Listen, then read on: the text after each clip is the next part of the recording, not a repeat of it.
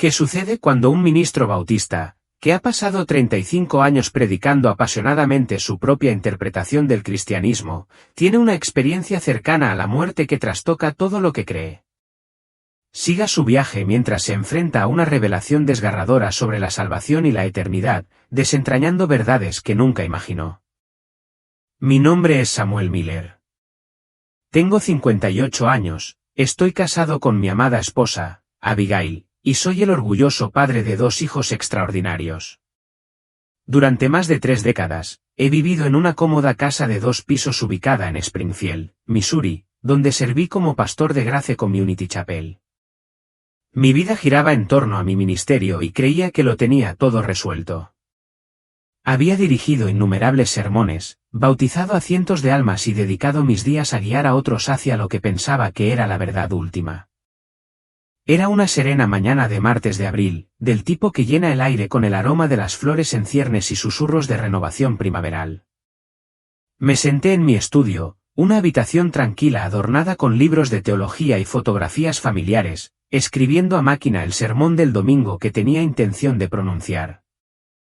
Mi mensaje era uno que ya había predicado muchas veces antes, una reconfortante afirmación del amor incondicional de Dios y la idea de que todos los caminos conducen al cielo.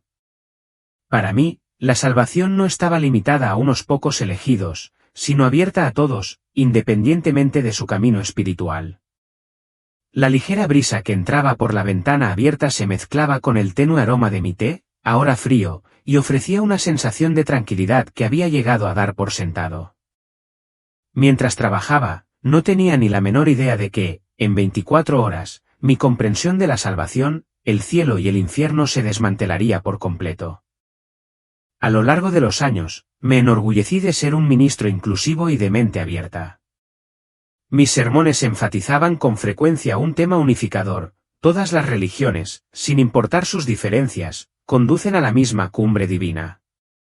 Ya fuera que alguien siguiera el hinduismo, el judaísmo, el cristianismo o cualquier otra creencia, yo le aseguraba a mi congregación que todos estábamos ascendiendo por diferentes lados de la misma montaña. Esta filosofía resonó profundamente entre los miembros de mi iglesia, atrayendo a personas de todos los ámbitos de la vida y fomentando un rápido crecimiento en nuestra congregación.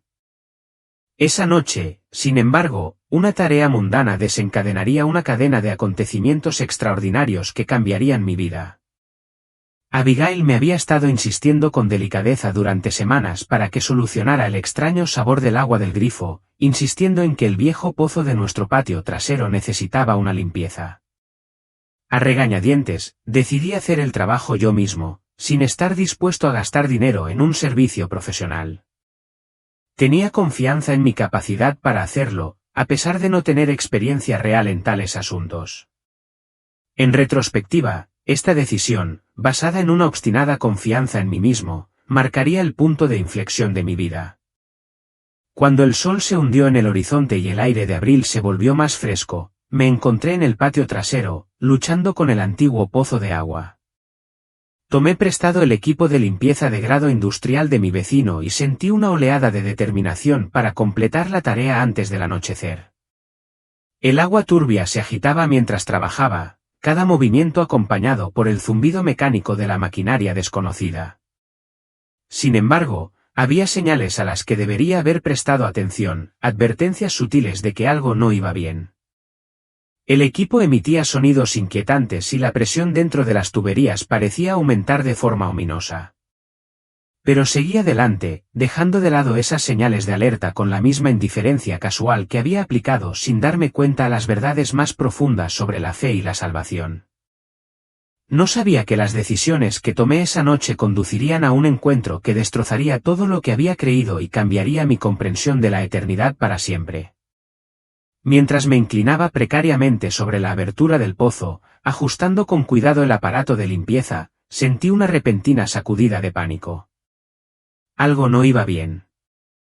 La presión en las tuberías aumentó violentamente. Antes de que pudiera reaccionar, el pesado cabezal de limpieza de metal se desprendió con una fuerza aterradora.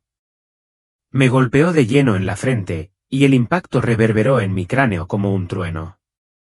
La pura fuerza me hizo caer hacia atrás y choqué contra el borde de piedra inflexible del pozo. Un hilo de sangre caliente se deslizó por mi rostro mientras luchaba por darle sentido a lo que acababa de suceder. Me zumbaban los oídos, mi visión se nubló y el mundo a mi alrededor parecía inclinarse sin control. A través de la neblina, vi a Abigail corriendo hacia mí, su rostro pálido de horror, enmarcado por la ventana de la cocina en la que había estado de pie momentos antes. Su voz atravesó el zumbido de mis oídos, un grito tan crudo y de pánico que me provocó escalofríos. Luego, el mundo que giraba se disolvió en la oscuridad. Más tarde, cuando reflexioné sobre ese momento, no pude evitar maravillarme ante la sombría ironía. Un ministro que había construido una carrera predicando una teología cómoda y reconfortante estaba a punto de aprender la verdad inflexible de la salvación y el juicio, todo desencadenado por un extraño accidente con un pozo. Dios, al parecer, tenía sentido del humor, aunque uno envuelto en una severidad divina. Durante años, había descartado las enseñanzas tradicionales sobre el infierno como reliquias de una era pasada, obsoletas e incompatibles con las sensibilidades modernas. Mi teología era de inclusión y aceptación universal, una versión del cristianismo moldeada para adaptarse a los valores siempre cambiantes del mundo.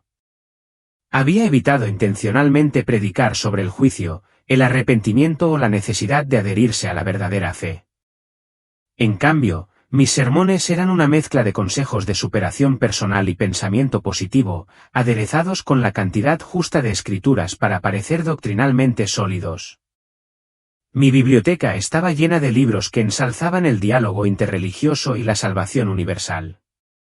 Incluso había escrito mi tesis de seminario sobre Más allá de la exclusividad, reimaginar la salvación cristiana en un mundo pluralista, un trabajo del que alguna vez me sentí inmensamente orgulloso. Creía que estaba a la vanguardia del progreso teológico, creando una fe que era accesible, aceptable y no amenazante. Mi enfoque progresista había atraído a un grupo de seguidores devotos, especialmente entre los profesionales jóvenes y educados que apreciaban la versión modernizada del cristianismo que yo ofrecía. Abigail y yo solíamos organizar cenas interreligiosas en nuestra casa, invitando a imanes, rabinos y monjes budistas locales a hablar de lo que yo llamaba entonces nuestro viaje espiritual compartido. Incluso escribí una columna popular en el periódico local, en la que defendía la tolerancia religiosa y criticaba lo que consideraba los peligros del fundamentalismo. Ahora, al mirar atrás, veo que yo era un ciego que guiaba a otras almas ciegas por un camino que las alejaba de la verdad. Cada domingo, me paraba con confianza en el púlpito y daba mensajes que hacían cosquillas a los oídos, pero que no ofrecían ningún alimento real para el alma. Había reducido el Evangelio, el mensaje mismo de la vida eterna, a un programa de autoayuda diluido. Había despojado a Jesús de su autoridad divina, presentándolo simplemente como un maestro sabio entre muchos otros. Lo más escalofriante fue que realmente creía que estaba haciendo la obra de Dios. Pensaba que estaba haciendo que el cristianismo fuera más relevante, más compasivo, más inclusivo.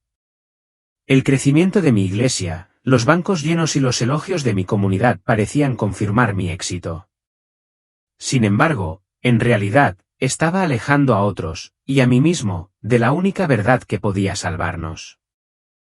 Aquella fatídica mañana, antes de mi accidente, había estado redactando un borrador para un libro que pretendía titular El mito de la exclusividad religiosa. La premisa era sencilla: todas las creencias religiosas sinceras conducen en última instancia a Dios, y las afirmaciones de verdad absoluta en la fe eran divisivas y dañinas. El manuscrito inacabado todavía reside en mi computadora, un monumento involuntario a mi ignorancia anterior. Si tan solo hubiera sabido entonces lo que sé ahora. Pero Dios, en su infinita misericordia, estaba a punto de intervenir.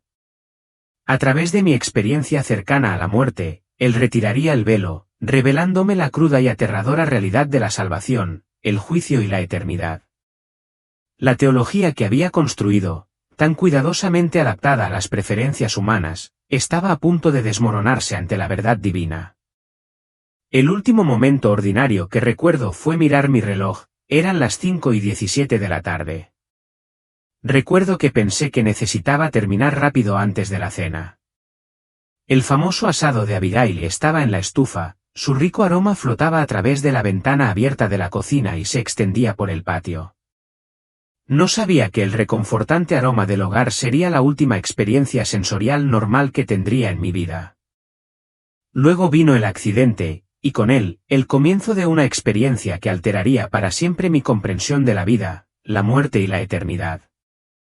En el momento en que perdí el conocimiento, me encontré flotando sobre mi propio cuerpo, mirando hacia abajo a la caótica escena. Abigail acunaba mi cabeza ensangrentada en su regazo, su rostro era una máscara de terror mientras marcaba frenéticamente el número de emergencia en su teléfono. Curiosamente, no sentí dolor ni miedo, solo una calma extraña y distante, como si fuera un espectador en lugar del hombre herido que yacía en el suelo. Pero esta serenidad duró poco. Sin previo aviso, sentí que una fuerza abrumadora me agarraba, tirándome hacia abajo con una velocidad aterradora. Era como si un remolino invisible me hubiera tragado por completo.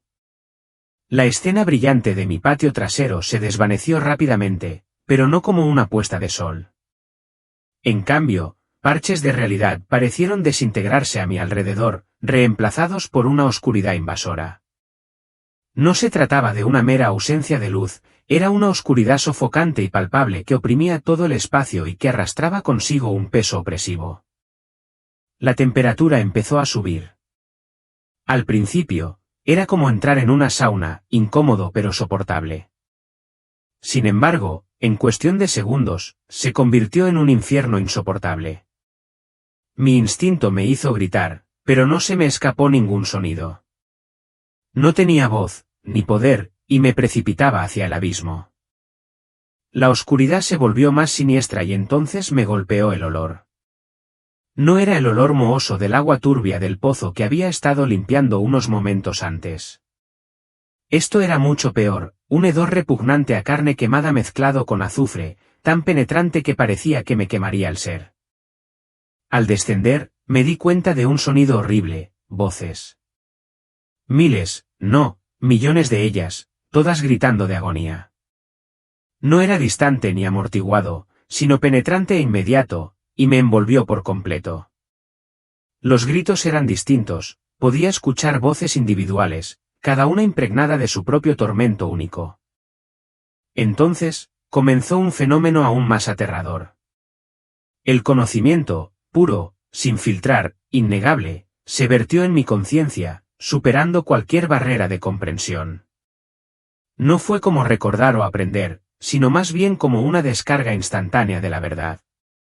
El trabajo de toda mi vida quedó al descubierto ante mí, y vi con una claridad aterradora la enormidad de mis errores. Cada sermón que había predicado sobre la salvación universal, cada vez que le había asegurado a mi congregación que todos los caminos conducían a Dios, cada instancia se repitió con vívidos detalles.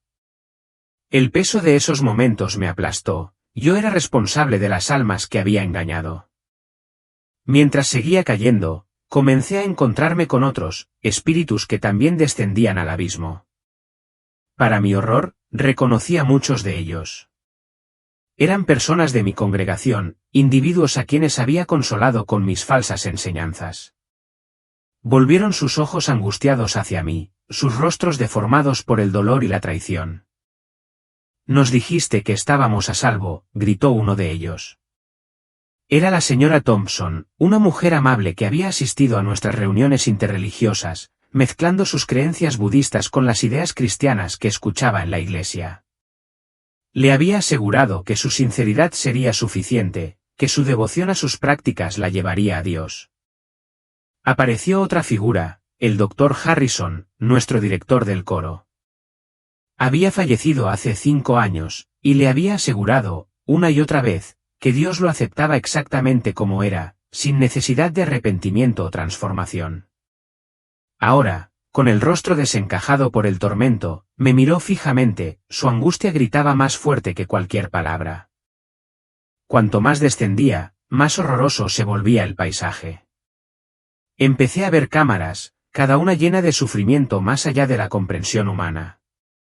En una, presencié a aquellos que habían rechazado la verdadera fe, retorciéndose en llamas que ardían sin fin pero no consumían. En otra, vi a líderes religiosos soportando tormentos únicos. Sus falsas enseñanzas se reproducían en sus mentes en un bucle implacable, y sentían el dolor colectivo de cada alma a la que habían engañado. Mi estómago se revolvió de miedo cuando me di cuenta de que ese era mi lugar.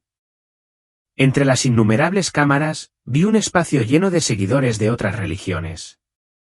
Había musulmanes que habían dedicado su vida a seguir a Mahoma, solo para enfrentarse a la devastadora realidad de que habían sido engañados. Sus gritos de desesperación resonaban en la oscuridad, su agonía tenía su raíz en la comprensión de que sus oraciones habían sido dirigidas a un Dios falso. A medida que caía más conocimiento fluía dentro de mí.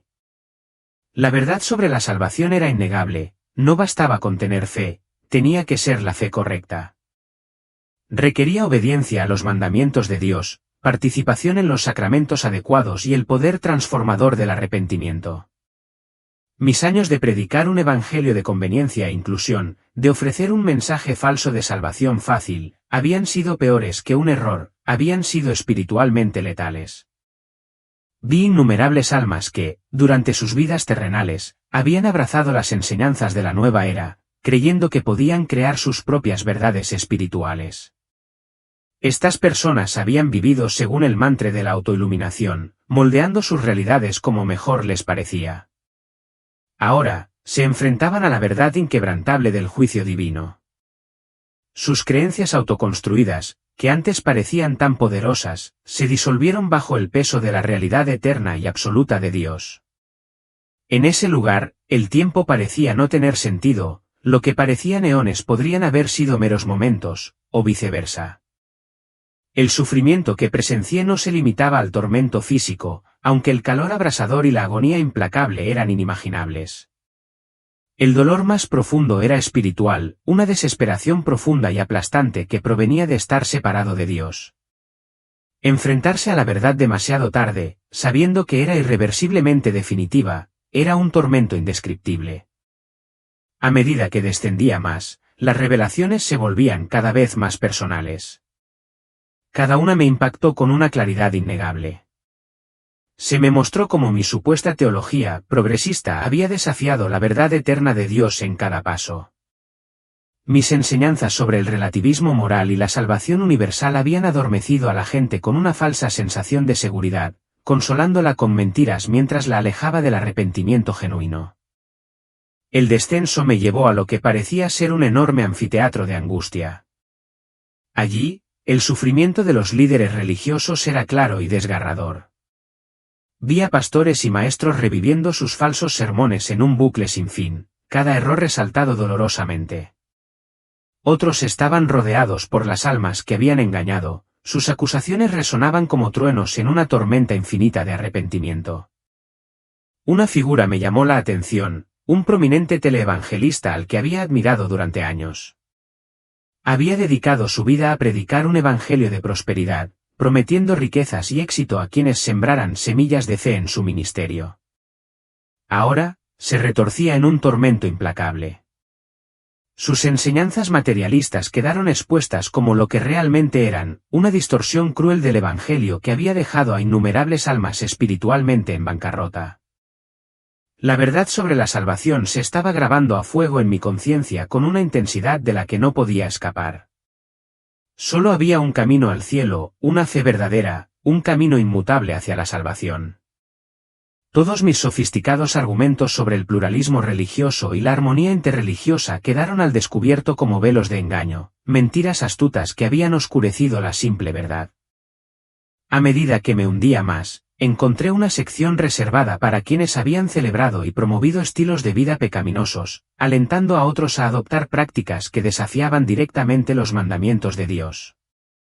Estas almas soportaban el peso de sus decisiones, sabiendo que no solo habían pecado ellos mismos, sino que también habían multiplicado su culpa al llevar a otros por el mismo camino. Recordé las muchas ceremonias de bodas entre personas del mismo sexo que había oficiado, creyendo que estaba mostrando el amor de Dios al afirmar sus uniones. Ahora, vi las devastadoras consecuencias espirituales de esas acciones, no solo para las parejas, sino también para mí. En otra cámara, Vi a líderes interreligiosos que habían predicado que todas las religiones eran caminos iguales hacia Dios. Muchos eran rostros familiares de los grupos de diálogo en los que había participado durante mi ministerio. Ahora, sufrían el tormento de comprender las consecuencias eternas de su teología inclusiva. Sus oraciones y ceremonias interreligiosas no habían unido a las personas en la verdad, sino que las habían desviado del camino estrecho que conduce a la salvación. El descenso continuó. Vi a quienes habían rechazado las doctrinas cristianas tradicionales, favoreciendo interpretaciones progresistas que negaban la realidad del infierno, la necesidad del arrepentimiento y la exclusividad de la salvación a través de Cristo. Eran personas que habían remodelado el cristianismo para adaptarlo a sus propios deseos, solo para descubrir, demasiado tarde, que la verdad de Dios no está sujeta a la revisión humana. El aire se hizo más pesado, más sofocante, a medida que me acercaba a lo que parecían ser las profundidades más bajas de este reino horrible. Allí, los castigos eran más severos, reservados para quienes no solo habían rechazado la verdad sino que la habían distorsionado activamente. Los gritos de angustia eran ensordecedores y el hedor sulfuroso era casi insoportable. De repente, me encontré en un lugar que parecía una sala de audiencias, aunque no se parecía a ningún tribunal terrenal. El estrado del juez se alzaba infinitamente sobre mí, desapareciendo en las sombras. Me quedé allí, completamente expuesto, mientras cada pensamiento, palabra y acto de mi vida quedaba al descubierto. Una voz habló, no muy fuerte, pero con una autoridad tan absoluta que resonó en cada parte de mí. Samuel Miller, declaró, se te confió el cuidado de las almas. Sin embargo, en lugar de alimentarlas con la verdad, les diste veneno envuelto en dulces palabras. En lugar de guiarlas a la salvación, las dejaste cómodas en el camino de la destrucción. Con cada acusación, se desplegaban ante mí vívidas escenas de mi ministerio. Me vi consolando a un hindú moribundo, asegurándole que su devoción a sus dioses sería honrada en el cielo. Me vi dirigiendo ceremonias interreligiosas, colocando a otras religiones en pie de igualdad con el cristianismo. Me vi predicando sermones que diluían el Evangelio en un mensaje de inclusión que hacía sentir bien, carente del poder de salvar. La evidencia en mi contra era irrefutable. Cada sermón que había predicado, cada artículo que había escrito, cada compromiso teológico que había hecho se presentaba con una claridad implacable. Mis intentos de modernizar el cristianismo, de alinearlo a los estándares morales y sociales contemporáneos, se revelaron como lo que realmente eran, rebelión contra la verdad inmutable de Dios. El peso de mi fracaso era aplastante, pero lo peor estaba por venir. La atmósfera de la sala del tribunal se hizo más pesada cuando se presentó el libro de contabilidad de mis fracasos. El enorme tomo, grabado con un brillo sobrenatural, se desenrolló ante mí. Cada página brillaba con los nombres de aquellos a quienes había engañado con mis enseñanzas, cada nombre era una acusación penetrante. Lo que lo hizo insoportable fue el torrente de conocimiento que acompañaba a cada nombre, una comprensión directa de sus vidas, sus luchas, sus momentos de búsqueda de la verdad y cómo les había fallado. Vi rostros que reconocí de mi congregación, rostros llenos de esperanza y hambre de alimento espiritual. Habían venido a mi iglesia, buscando respuestas a las preguntas más profundas de la vida, buscando el camino hacia Dios. Pero en lugar de ofrecerles el pan de vida, les había entregado piedras, pulidas y pintadas para que parecieran pan. Mi teología inclusiva, diseñada para consolar y atraer, no había hecho nada para satisfacer sus almas. La voz del banco infinito habló de nuevo, cortando la niebla de mi arrepentimiento. Tomaron las cosas santas de Dios y las trataron como algo común. Manejaron la verdad sagrada con desprecio casual. Eligieron la alabanza fugaz de los hombres por sobre la verdad eterna de Dios. Cada acusación cayó con un peso aplastante, exponiendo mi hipocresía y orgullo. Me vi de pie ante audiencias teológicas, recibiendo aplausos por artículos que sutilmente socavaban la autoridad de las Escrituras. Me vi dando entrevistas en estaciones de televisión locales, afirmando con confianza que el infierno era meramente una metáfora y que Dios era demasiado amoroso para juzgar a nadie. Entonces llegó la revelación más devastadora, el efecto dominó de mis enseñanzas. La sala del tribunal parecía expandirse infinitamente, mostrándome cuán amplia había sido mi influencia.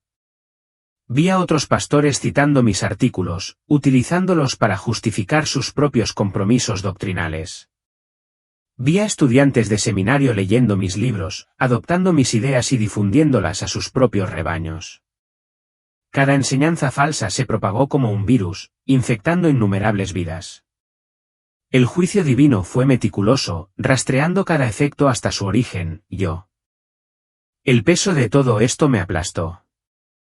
Mis intentos de hacer que el cristianismo fuera culturalmente más aceptable lo habían despojado de su poder, reduciéndolo a una filosofía hueca incapaz de salvar almas. Por primera vez, comprendí plenamente una verdad que había evitado toda mi vida: la verdad divina no está determinada por la comodidad humana, la relevancia cultural o la opinión popular. Es eterna, inmutable y a menudo desafiante para los deseos humanos. El foco del juicio se desplazó a mi vida personal, y el dolor se profundizó. Vi cómo mis compromisos teológicos habían envenenado a mi propia familia. Mis hijos, que habían crecido bajo mi enseñanza, habían aceptado la conclusión lógica de mis creencias, que si todas las religiones eran verdaderas, ninguna de ellas importaba realmente. Trataban las verdades espirituales como intercambiables, y finalmente las descartaban por irrelevantes. Mi esposa, Abigail, apareció a continuación en las revelaciones de la sala del tribunal. Ella había seguido mi liderazgo, confiando en mí como su líder espiritual. Sin embargo, una y otra vez, había expresado suaves preocupaciones sobre la dirección de mi teología.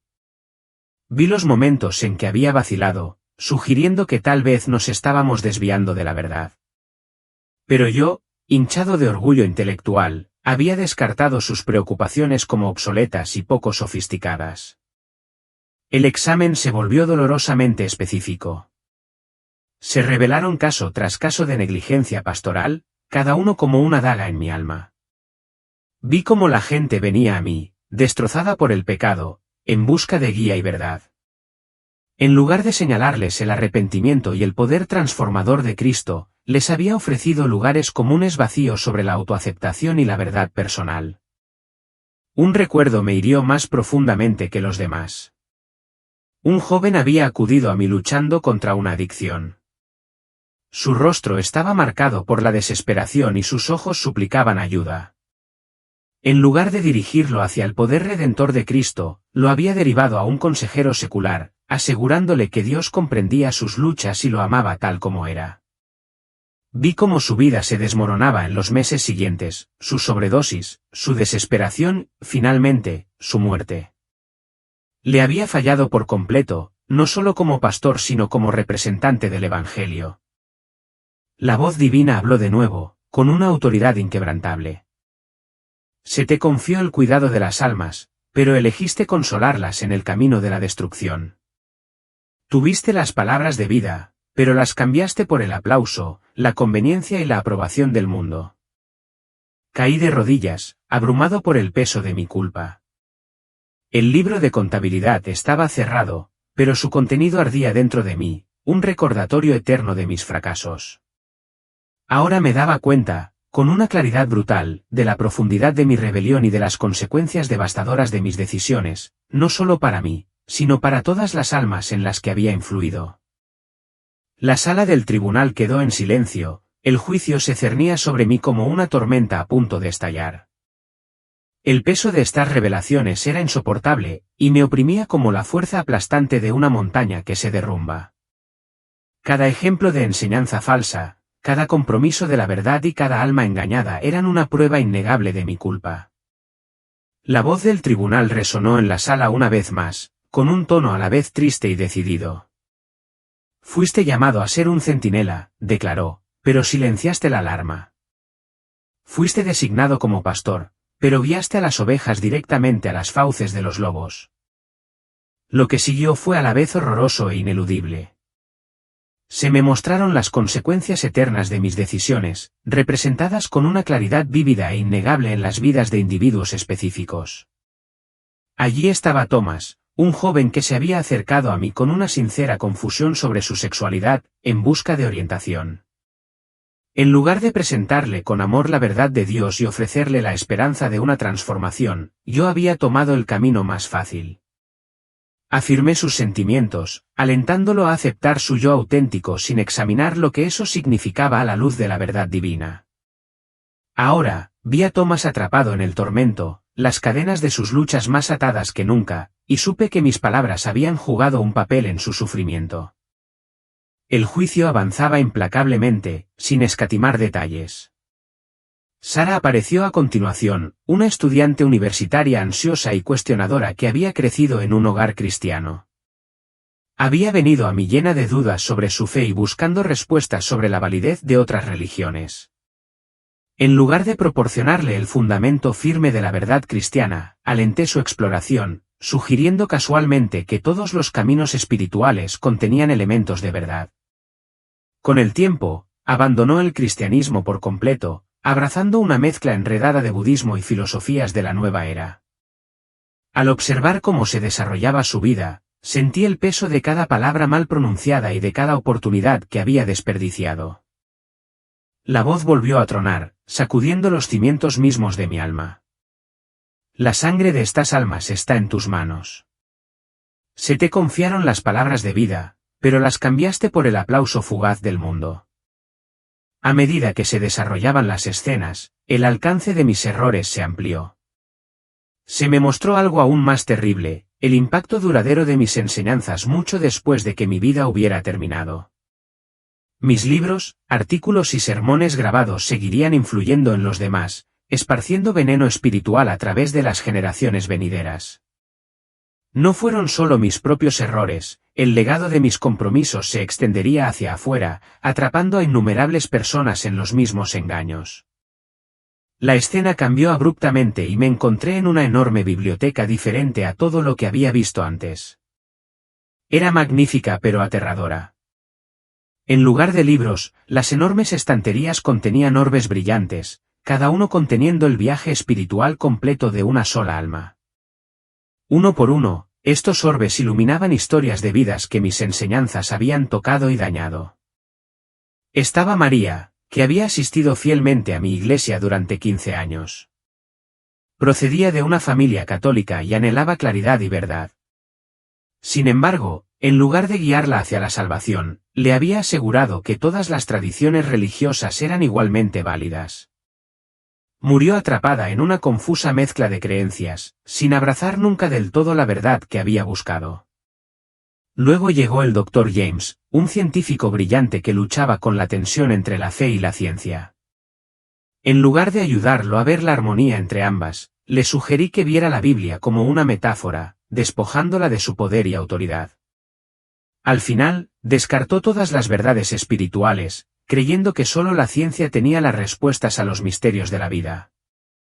La angustia en esa cámara no era meramente física, era un ardor en mi conciencia, una conciencia abrasadora de la magnitud de mis fracasos.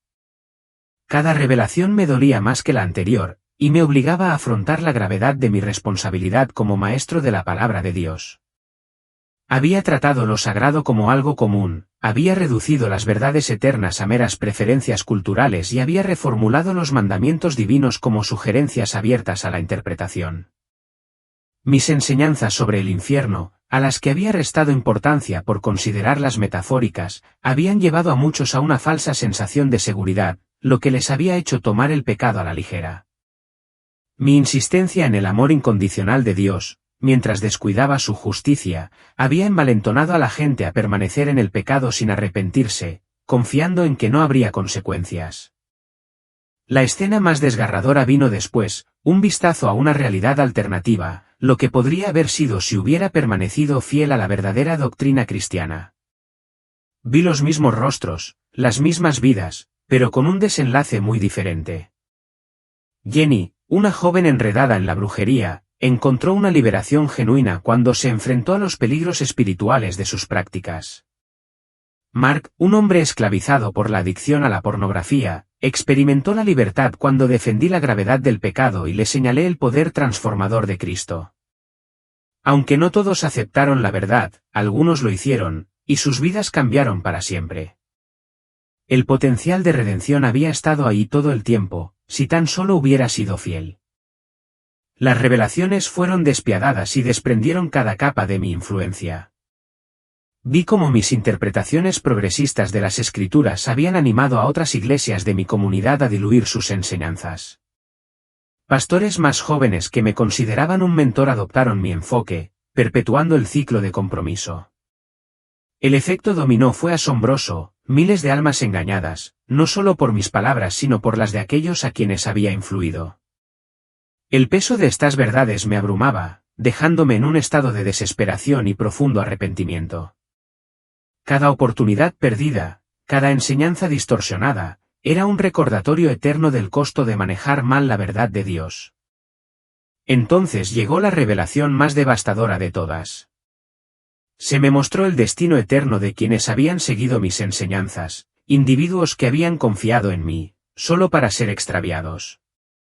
Los vi entrar en la realidad misma que les había asegurado que no existía, el infierno mismo. Sus gritos perforaron el aire, gritos de angustia mezclados con acusaciones de traición. Nos dijiste que esto no era real, gritaron con voces temblorosas de desesperación. Dijiste que Dios era demasiado amoroso para esto. El peso de su dolor me agobiaba mientras me veía obligada a observar su sufrimiento. El tormento que soportaba cada persona estaba adaptado de manera única a las falsas creencias que yo les había animado a abrazar. Aquellos que se habían aferrado a mis enseñanzas sobre la salvación universal ahora se enfrentaban a la cruda verdad del juicio eterno.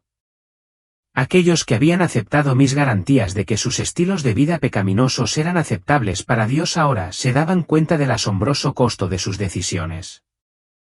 Cada grito de misericordia, cada grito de arrepentimiento, resonaba sin cesar, grabando su tormento en mi alma.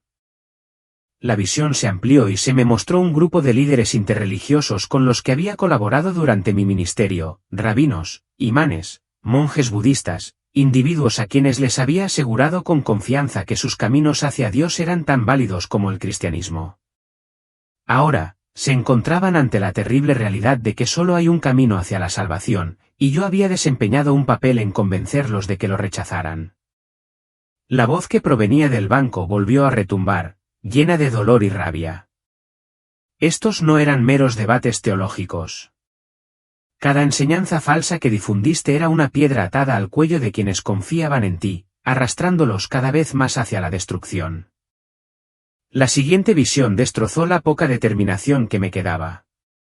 Vi a buscadores genuinos, hombres y mujeres que habían venido a mi iglesia en busca de la verdad. Sus corazones habían estado abiertos, sus espíritus anhelaban respuestas. En lugar de guiarlos a la salvación, les había dado medias verdades, promesas vacías y mentiras descaradas. Muchos de ellos se habían alejado, confundidos o complacientes, sin encontrar nunca la redención que buscaban. Su sangre estaba en mis manos. Me vi obligado a revivir momentos específicos, sermones que había pronunciado y que ahora se erguían como acusaciones eternas. Un mensaje del domingo de Pascua se destacó. En él, había restado importancia a la resurrección física de Cristo, enfatizando en cambio el significado espiritual de la historia. Observé con agonía cómo los miembros de mi congregación asentían con la cabeza en señal de aprobación, sin darse cuenta de que los estaba despojando del fundamento mismo de su fe. Sin la resurrección, ¿qué esperanza había? Sin embargo, se los había robado, todo en nombre de ser culturalmente relevante. Luego vinieron mis enseñanzas sobre la oración. Les había dicho a mis feligreses que podían orar a cualquier presencia divina con la que se conectaran, asegurándoles que todas las oraciones finalmente llegaban al mismo Dios, sin importar el nombre que se usara. Ahora vi cómo estas palabras habían desviado su adoración, llevándolos hacia dioses falsos y alejándolos del verdadero Creador. Cada oración equivocada era como una flecha dirigida a un objetivo que nunca podría salvarlos. La escena cambió nuevamente y me encontré de pie en un pasillo infinito bordeado de puertas. Cada puerta llevaba el nombre de alguien cuya vida había sido moldeada por mis enseñanzas. Me sentí obligado a abrirlas una por una, enfrentándome a las consecuencias eternas de mis acciones. Detrás de la primera puerta, vi a una pareja joven a la que había aconsejado. Habían estado viviendo juntos fuera del matrimonio, y en lugar de llamarlos al arrepentimiento, les había asegurado que Dios entendía las relaciones modernas y que los mandamientos bíblicos estaban obsoletos. 6 meses después, murieron en un accidente automovilístico, sin haber escuchado nunca la verdad sobre el pecado y la salvación. Otra puerta reveló a un grupo de jóvenes del ministerio juvenil de nuestra iglesia. Les había enseñado que las enseñanzas morales de la Biblia estaban condicionadas culturalmente y abiertas a la reinterpretación. Muchos habían abandonado la fe por completo, razonando que si la moralidad era negociable, también lo era todo el fundamento del cristianismo. Vi cómo sus vidas se sumían en la confusión y la desesperación, y que su fe había sido abandonada debido a mi fracaso en presentar la verdad inmutable de Dios. El pasillo parecía interminable, y cada puerta revelaba otra alma a la que había fallado. Había exmiembros de la iglesia que habían muerto creyendo que eran salvos, todo porque les había dicho que la sinceridad era suficiente, que la creencia no requería arrepentimiento ni obediencia. Había parejas de religiones diferentes con las que había casado, asegurándoles que sus diferentes creencias eran caminos igualmente válidos para llegar a Dios. Cada revelación era una daga en mi corazón, un recordatorio implacable de mi traición. Luego vino una puerta que casi me destruyó. Detrás de ella estaba mi propio hijo, David. Yo había alentado su exploración espiritual cuando sintió curiosidad por el misticismo oriental, asegurándole que la verdad se podía encontrar en todas las religiones. Ahora lo veía llevando a otros por el mismo camino del engaño, su influencia agravando el daño que yo había iniciado. Al observarlo, me di cuenta de la magnitud de mi fracaso, no solo como pastor, sino como padre. La revelación final fue sobre mis enseñanzas sobre cuestiones morales. Se me mostró cómo mi negativa a adoptar posiciones bíblicas claras sobre temas controvertidos había dejado a mi congregación indefensa ante la marea del relativismo cultural. Cuando necesitaban un pastor que los guiara a través de la confusión de la moralidad moderna, les dije que siguieran sus corazones y que encontraran su propia verdad. Los dejé a la deriva en un mar de incertidumbre, con sus vidas moldeadas por los caprichos de la cultura en lugar de la palabra eterna de Dios. Cuando las visiones terminaron, me quedé en el insoportable silencio de mi fracaso. Cada puerta, cada llanto, cada alma perdida era un testimonio del terrible costo de manejar mal la verdad de Dios. El peso de la eternidad caía sobre mí, y me quedé solo con las cenizas de lo que podría haber sido. Escena tras escena se desarrollaban ante mí, cada una de ellas un doloroso recordatorio de mis fracasos como pastor del pueblo de Dios. Vi innumerables momentos de sesiones de asesoramiento pastoral en las que se me había confiado almas agobiadas por el pecado. En lugar de ofrecerles el poder transformador de Cristo, la única esperanza capaz de romper sus cadenas, les había dado explicaciones psicológicas vacías y palabras huecas de consuelo mundano. Sus pecados, que no habían sido abordados, se habían enconado y se habían hecho más fuertes, alimentados bajo el disfraz de mi teología permisiva. Entonces el juicio se volvió hacia la piedra angular de mis enseñanzas, mi representación de Dios mismo. Yo había presentado una deidad de mi propia creación, un Dios que nunca juzgaba, nunca condenaba y nunca exigía nada a nadie. Ahora me daba cuenta de que ese Dios falso no era más que un ídolo que yo había creado para hacer más digerible mi mensaje y atraer multitudes a mi iglesia. Era una falsificación que no se parecía en nada al Dios verdadero, santo y justo revelado en las Escrituras. Las consecuencias de esa visión distorsionada se reflejaron en todos los aspectos de mi ministerio.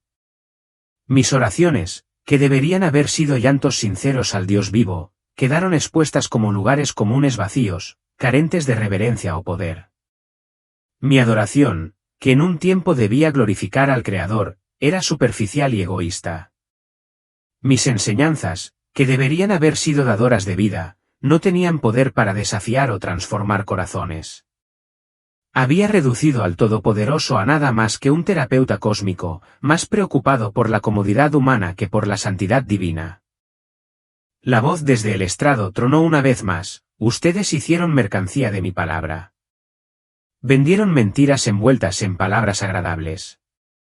Cambiaste la verdad eterna por una popularidad temporal. Cada palabra me golpeaba como una daga, atravesándome el alma. Ahora podía ver cómo había usado mi posición como pastor no para servir a Dios, sino para servirme a mí mismo. Mi reputación como pensador cristiano progresista, celebrado por mi inclusividad y modernidad, se había convertido en mi ídolo. La fidelidad a la palabra de Dios había quedado relegada a un segundo plano ante mi deseo de aplausos y relevancia. La temperatura parecía subir más a medida que salían a la luz más pruebas de mis fracasos. Vi los rostros de quienes habían venido a mi iglesia buscando la verdad de Dios pero se habían ido sin nada más que lugares comunes de autoayuda. Vi a los jóvenes desilusionados que se habían alejado de la fe por completo, convencidos por mis enseñanzas de que la verdad era subjetiva y la moral flexible. Luego vinieron una serie de dolorosos contrastes. Mis sermones y enseñanzas se medían con la claridad resplandeciente de la Escritura misma. Mis palabras sobre la salvación universal se comparaban con la declaración de Jesús sobre el camino angosto que conduce a la vida. Mi promoción del relativismo moral se comparaba con los inmutables estándares morales de Dios. Con cada comparación, el abismo entre mis enseñanzas y la verdad de Dios se hacía más grande y más condenatorio. Observé, horrorizado, cómo los frutos de mi ministerio quedaban al descubierto. Años de esfuerzo, libros, artículos, sermones, se revelaban no como herramientas para la salvación, sino como instrumentos de daño. Peor que inútiles, habían engañado activamente a las personas, alejándolas del camino de la vida eterna. El juicio se dirigió entonces a mis enseñanzas sobre el pecado. Lo había redefinido como un simple error de tiro o una forma de energía negativa, despojándolo de su gravedad como una rebelión abierta contra un Dios santo. Al hacerlo, había eliminado cualquier sentido de urgencia sobre el arrepentimiento y la salvación. Me vinieron a la mente momentos específicos, momentos en que las personas habían venido a mí, destrozadas por el peso de la culpa, desesperadas por la esperanza del perdón. En lugar de señalarles la cruz, les había ofrecido garantías superficiales.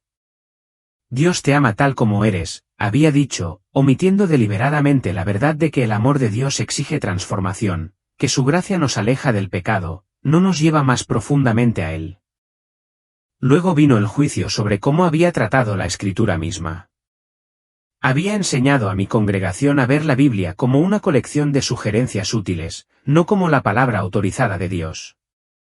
Había descartado pasajes que estaban en conflicto con las sensibilidades modernas como artefactos culturales obsoletos o meras metáforas. Ahora veía el daño que este enfoque había causado en vidas reales. Estaba el hombre de negocios que había continuado con sus prácticas deshonestas, convencido por mis enseñanzas de que los mandamientos bíblicos sobre la integridad eran meramente aspiracionales. Estaba la adolescente que se hundió más profundamente en relaciones destructivas porque había descartado la ética sexual bíblica como anticuada e irrelevante. La voz regresó, rompiendo el silencio con una claridad aterradora, se les dio las llaves del reino, pero las tiraron. Se les confió la verdad eterna, pero la cambiaron por la aceptación temporal. Finalmente, se me mostró el impacto más amplio de mis falsas enseñanzas en la comunidad. Otras iglesias de nuestra ciudad habían sido influenciadas por mi teología progresista, lo que llevó a una erosión general de la fe bíblica.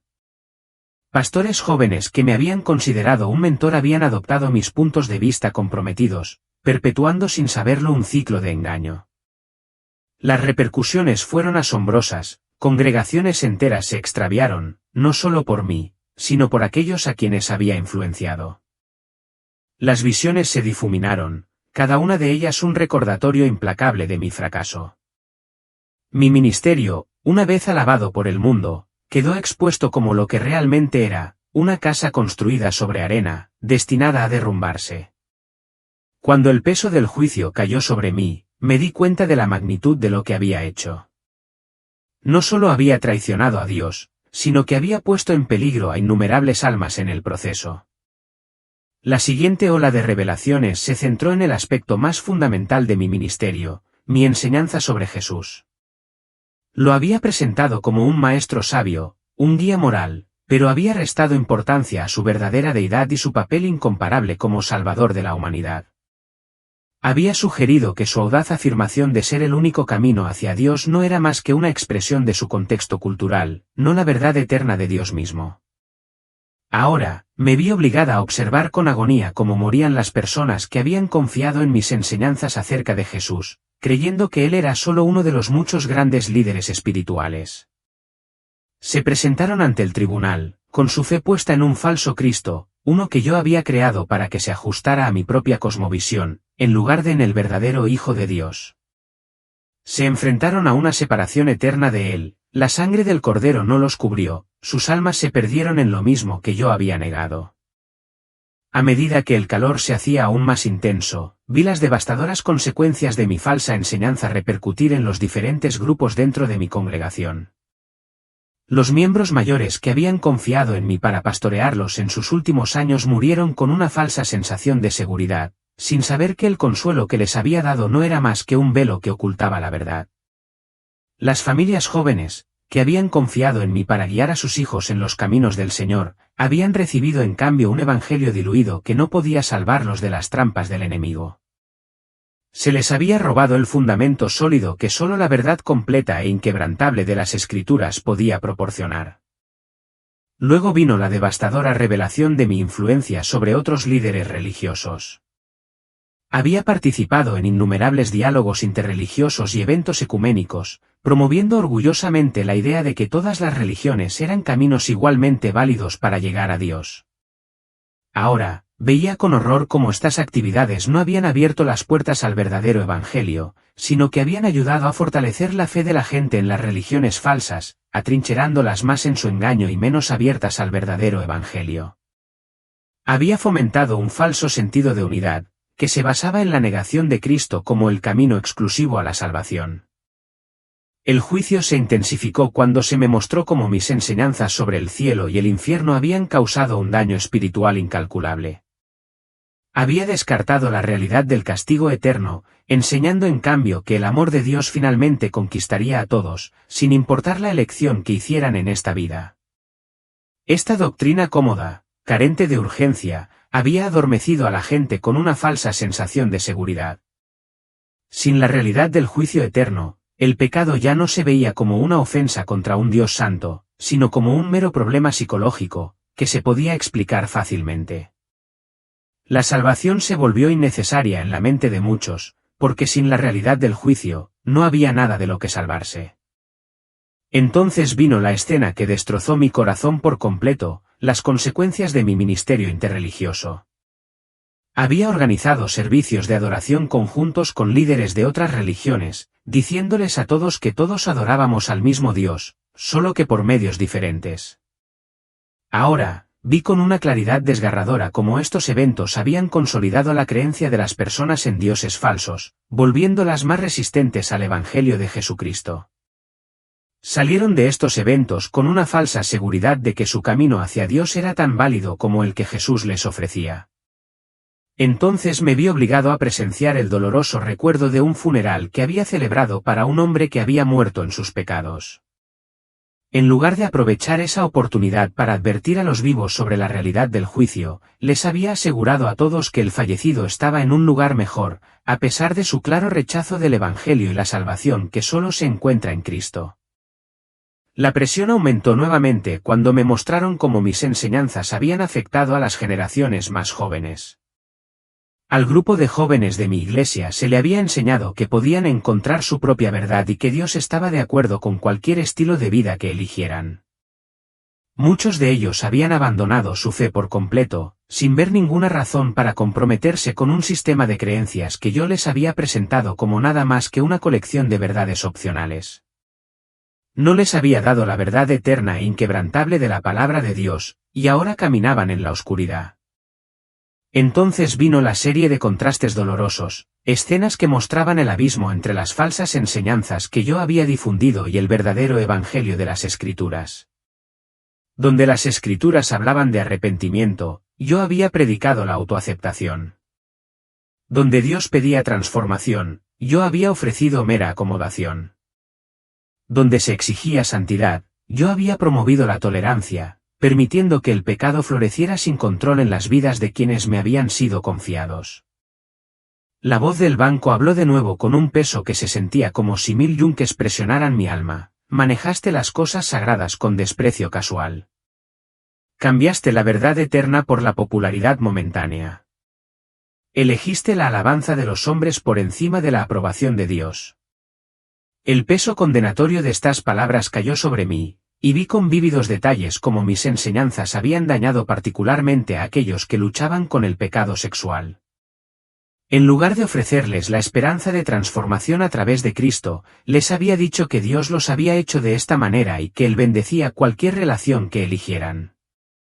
Las consecuencias eternas de este falso consuelo eran desgarradoras de presenciar, ya que vi a personas atadas a su pecado, creyendo que estaban viviendo de acuerdo con la voluntad de Dios, cuando en realidad, se estaban alejando cada vez más de Él.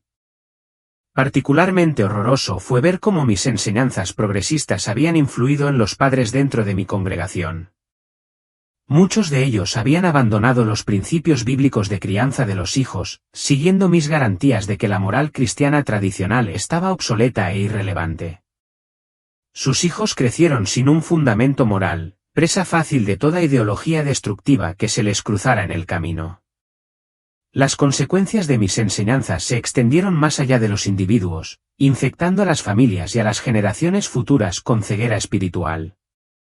El examen se centró en mis enseñanzas sobre la guerra espiritual. Había desestimado la realidad de las batallas espirituales, tratando todos los elementos sobrenaturales del cristianismo como metafóricos, irrelevantes para las luchas reales que enfrentaba la gente. Esto había dejado a mi congregación indefensa contra las mismas fuerzas de la oscuridad que buscaban destruirlos. No eran conscientes de los planes del enemigo, vulnerables y sin preparación para las batallas que les aguardaban. La siguiente secuencia de visiones reveló el impacto más amplio de mis enseñanzas transigentes en la denominación. Otras iglesias habían seguido nuestro ejemplo, reemplazando los llamados al arrepentimiento con charlas vagas sobre el crecimiento y el camino. El daño espiritual que se había causado se agravó exponencialmente. La temperatura en la habitación pareció aumentar de nuevo, cuando vi cómo mis enseñanzas habían herido particularmente a quienes luchaban con problemas de salud mental. En lugar de ofrecer la esperanza de Cristo, junto con ayuda profesional, les había señalado soluciones seculares, negándoles la paz sobrenatural que sobrepasa todo entendimiento. Les había negado el consuelo y la sanación que solo podía venir del Salvador. Entonces me sobrevino una visión devastadora del ministerio de grupos pequeños de nuestra iglesia. En lugar de profundizar en las Escrituras, los grupos se habían convertido en meros clubes sociales donde se valoraban más los sentimientos que la verdad y las opiniones personales tenían más peso que la palabra de Dios. El verdadero discipulado había sido reemplazado por una comunión superficial. Observé con angustia cómo la voz resonaba una vez más: convertiste mi casa de oración en una cueva de engaño. Te apoderaste de las almas de mi pueblo. El peso de estas palabras era insoportable mientras veía escena tras escena de las reuniones del equipo de adoración de nuestra iglesia. En lugar de fomentar la adoración genuina, había enfatizado la actuación, elevando el talento por sobre la madurez espiritual. Se había elegido a los músicos por sus habilidades, no por su devoción, lo que condujo a una cultura donde el valor del entretenimiento eclipsaba la santidad de la experiencia de adoración. La siguiente revelación se centró en mi manejo de las finanzas de la iglesia. Había evitado predicar sobre la donación sacrificial, optando en cambio por centrarme en la creación de programas e instalaciones extravagantes diseñados para impresionar a la comunidad. Se gastaron millones en comodidades y conveniencias, mientras que las misiones y la labor de extensión, verdaderas expresiones del corazón de Dios, quedaron sin fondos suficientes. La podredumbre espiritual comenzó a manifestarse a medida que el calor se intensificaba a mi alrededor. Fui testigo de cómo mi descuido de las prioridades de Dios había afectado la vida de oración de la iglesia. Las reuniones de oración corporativas se habían vuelto poco frecuentes, reemplazadas por eventos y programas sociales. Cuando orábamos, era un ejercicio vacío, centrado en las necesidades temporales en lugar de la guerra espiritual y el avance del reino. El juicio se hizo más pesado cuando vi la forma en que mis enseñanzas habían corrompido la comprensión de la comunión en la Iglesia. Lo que había sido una ordenanza sagrada y transformadora se redujo a un mero ritual simbólico, despojado de su profundo significado espiritual. Las personas participaron sin discernimiento, atrayendo inconscientemente el juicio sobre sí mismas mientras pensaban que simplemente estaban participando en una ceremonia de conmemoración informal. La siguiente visión reveló el daño causado por mi enfoque del bautismo. Le había restado importancia a su importancia, tratándolo como opcional en lugar de un acto crucial de obediencia y declaración pública de fe. Muchos en mi congregación nunca se habían bautizado adecuadamente, pasando por alto este paso vital de identificación espiritual con la muerte y resurrección de Cristo. La intensidad del calor parecía adquirir nuevas dimensiones cuando presencié las consecuencias de mi enfoque de la membresía de la Iglesia. Había eliminado todos los requisitos significativos para la membresía, permitiendo que las personas se unieran sin una evidencia clara de salvación o compromiso con la verdad bíblica. El cuerpo de Cristo se había debilitado, fragmentado y hecho vulnerable al engaño. Luego vino la secuencia devastadora que mostró el impacto en el ministerio de jóvenes de nuestra Iglesia. Nos habíamos centrado más en el entretenimiento y las actividades divertidas que en el estudio serio de la Biblia, temiendo que este último alejara a los jóvenes. En realidad, los habíamos alejado espiritualmente, mientras los manteníamos entretenidos físicamente. La voz habló de nuevo, con un tono lleno de tristeza: les diste dulces cuando necesitaban pan. Les diste juegos cuando necesitaban orientación. Me vi obligado a presenciar el daño causado a los estudiantes universitarios dentro de nuestra congregación. En lugar de prepararlos para defender su fe en un entorno académico cada vez más hostil, les había enseñado a transigir con las ideologías seculares. Muchos habían perdido la fe por completo durante sus años universitarios. La siguiente visión reveló las consecuencias de mi influencia en el enfoque del discipulado de otras iglesias. Muchos habían copiado nuestro modelo amigable para los buscadores, reemplazando el estudio serio de la Biblia con discusiones superficiales y temáticas que evitaban las verdades desafiantes. Se había sacrificado el verdadero crecimiento espiritual en pos del crecimiento numérico y la popularidad fugaz.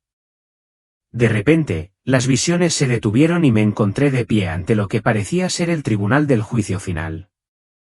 El calor opresivo permaneció, pero ahora había una terrible quietud en el aire, como si el universo entero contuviera la respiración.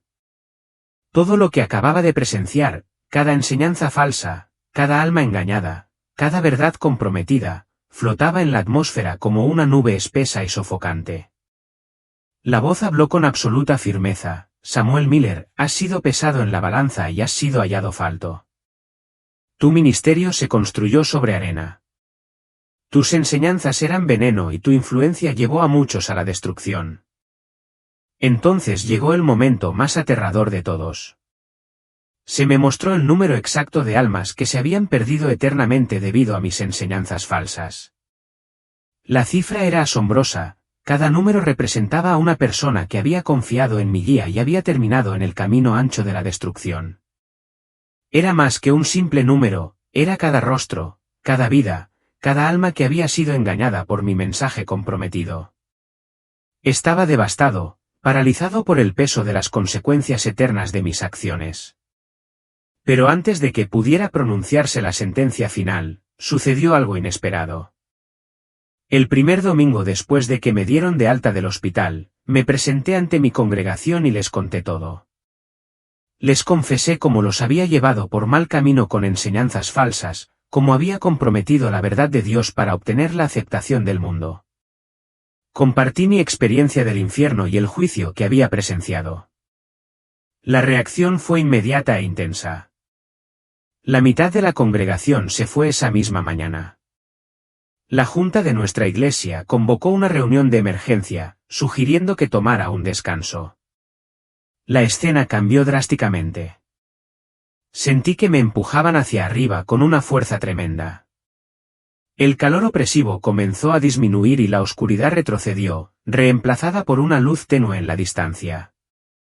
Oí voces distantes que me llamaban por mi nombre, no en condenación, sino con preocupación desesperada, como si me estuvieran alcanzando desde muy lejos. Se me estaba dando una segunda oportunidad. El viaje hacia arriba fue tan intenso como lo había sido el descenso, y pasé por capas de realidad, cada una acercándome al mundo físico. Las verdades que había aprendido, aunque dolorosas, se grabaron a fuego en mi conciencia, no para condenarme, sino para cambiarme.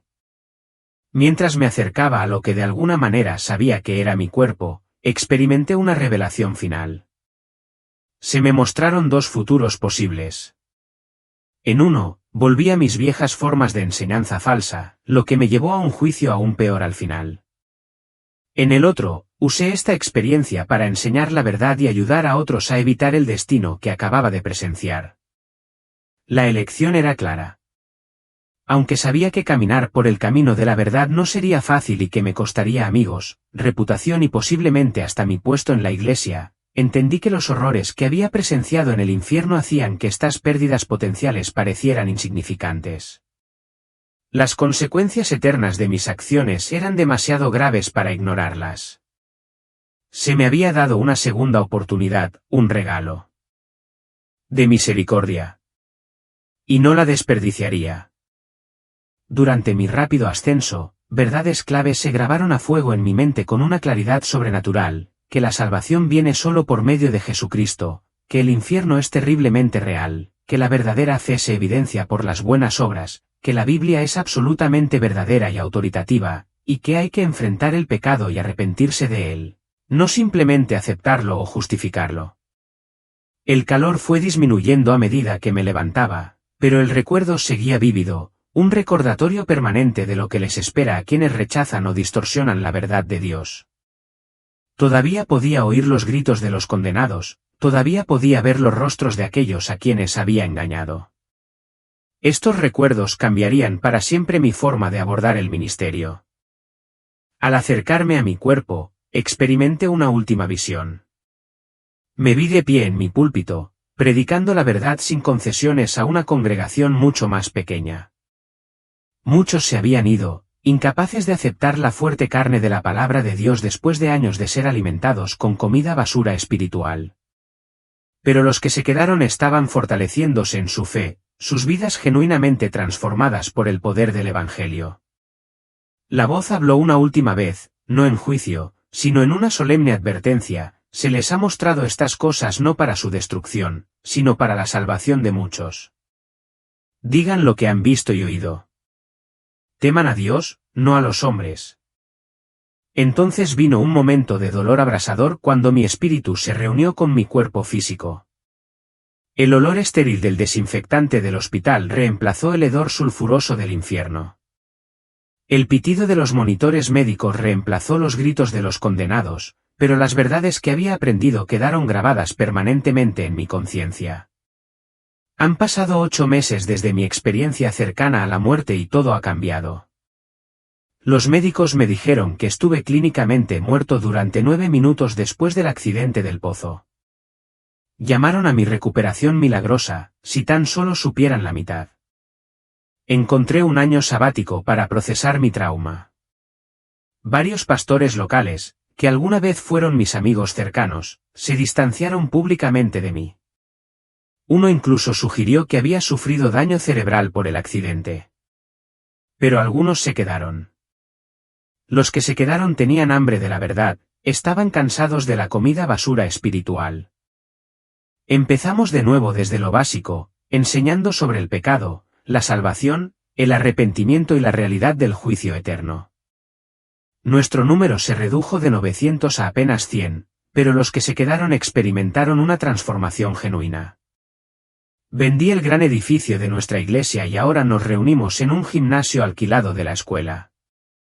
El dinero de la venta se ha utilizado para apoyar misiones y ayudar a los que tienen una necesidad genuina. Mis libros han sido retirados de la publicación a petición mía. Mis compromisos de conferencias se han cancelado. Mi reputación como líder de pensamiento cristiano progresista está en ruinas. Mi esposa Abigail me ha apoyado en todo momento. Admitió que siempre se había sentido incómoda con nuestro ministerio anterior, pero no había sabido cómo expresarlo. Nuestros hijos inicialmente pensaron que había perdido la cabeza, pero lentamente están empezando a hacer preguntas sobre lo que realmente le sucedió a su padre. Todos los domingos, predico con una urgencia que nunca antes había tenido. El recuerdo del calor del infierno me impide hacer concesiones, incluso cuando sería más fácil suavizar el mensaje. Cuando cierro los ojos por la noche, todavía veo los rostros de aquellos a quienes mis falsas enseñanzas habían llevado por mal camino. Me impulsa a arrodillarme en oración por aquellos que todavía están engañados. He comenzado a escribir un nuevo libro, esta vez no sobre teología progresista, sino sobre mi experiencia y las verdades que aprendí. Muchos editores lo han rechazado por ser demasiado controvertido, demasiado extremo, pero sigo escribiendo de todos modos. Alguien debe advertirles. Mi experiencia cercana a la muerte me costó casi todo lo que había construido en este mundo, pero salvó mi alma, y ahora podría salvar a otros. La verdad no es popular, pero es lo único que importa al final. Todos los días, le agradezco a Dios por mi segunda oportunidad. No todos la tienen. Si esta historia ha tocado tu corazón, dale me gusta y suscríbete a nuestro canal. Activa la campana de notificaciones para estar al día de más testimonios poderosos de la verdad de Dios. Comparte este vídeo con alguien que necesite escucharlo. Puede que salves un alma.